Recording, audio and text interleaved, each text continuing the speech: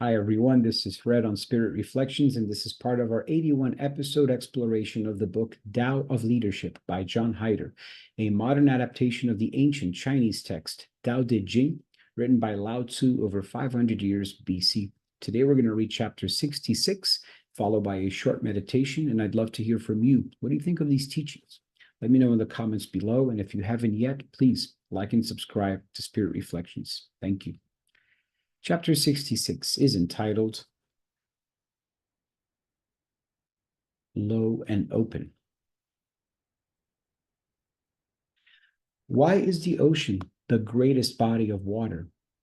Because it lies below all the rivers and streams and is open to them all. What we call leadership consists mainly of knowing how to follow. The wise leader stays in the background and facilitates other people's process.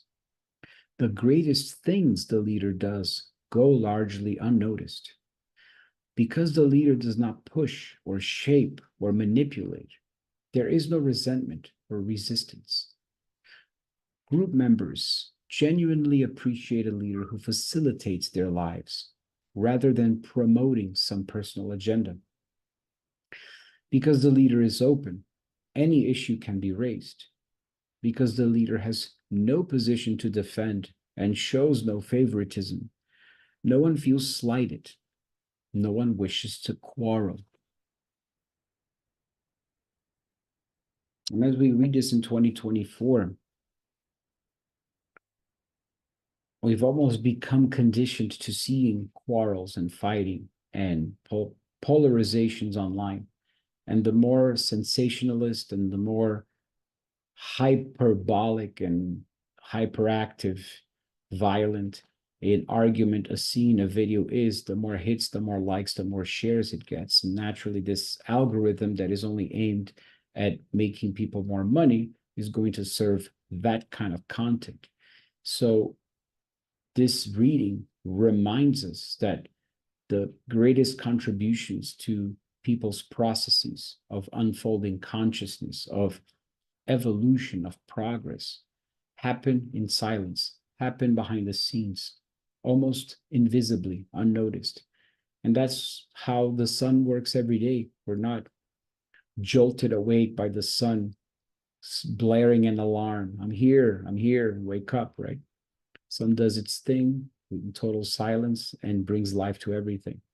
And to have a leader who does not engage in polarization, does not engage in an egocentric personal agenda, does not put that out, is a leader that is much more effective at letting people be guided by their own personal nature, by their own way of being one with Tao.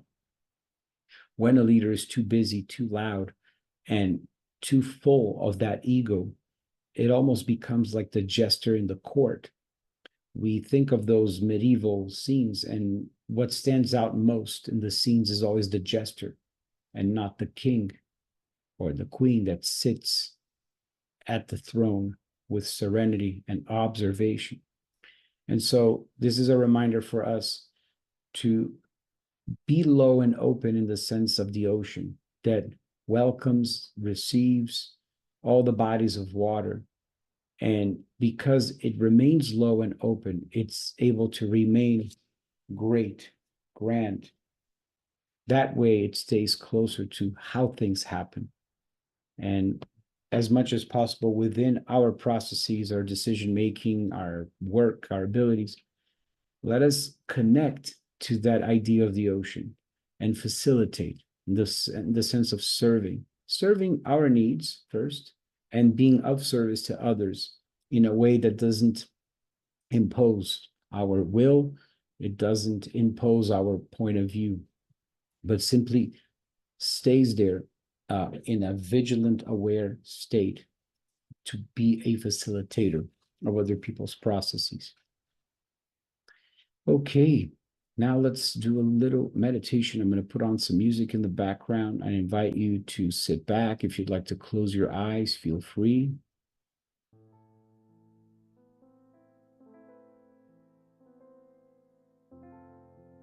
In this moment, let's allow the gentle harmonies of the melody of this music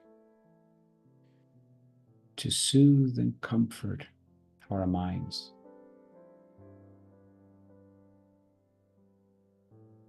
to transport us to a simpler, quieter life, one that is connected to nature, to rivers, to valleys, to streams, to forests, mountains, lakes, with the smell of the fresh soil after a rain shower.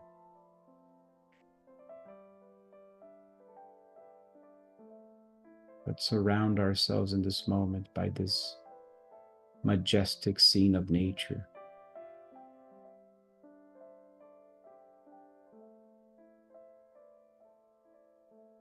And let us slowly and gently walk and feel the moisture of the ground, of the earth, of the soil, touching our feet,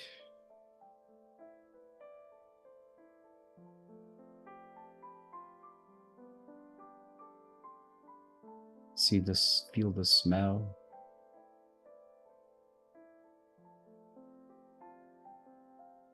the fragrances of nature, the call of the birds, the gentle breeze, the warm rays of the sun.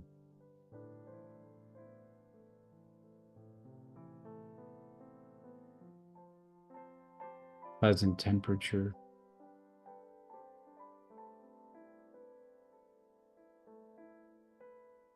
Let us take a deep and slow breath.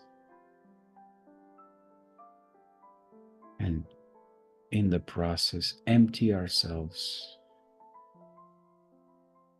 of preconceived ideas, expectations, desires, anxieties. Just like the wind that blows away the dust, let us exhale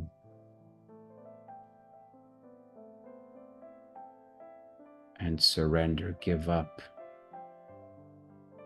those anxieties, those fears, those doubts. And let us simply be present, aware of what is happening around us. And let this beautiful scene of nature cradle and embrace our heart in the soothing vibration that all is well, that everything is okay.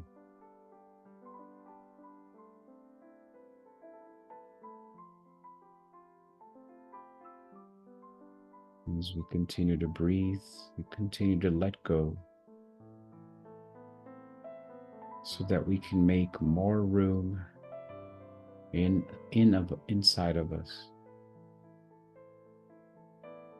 to hold consciousness of what is happening right now and how things happen.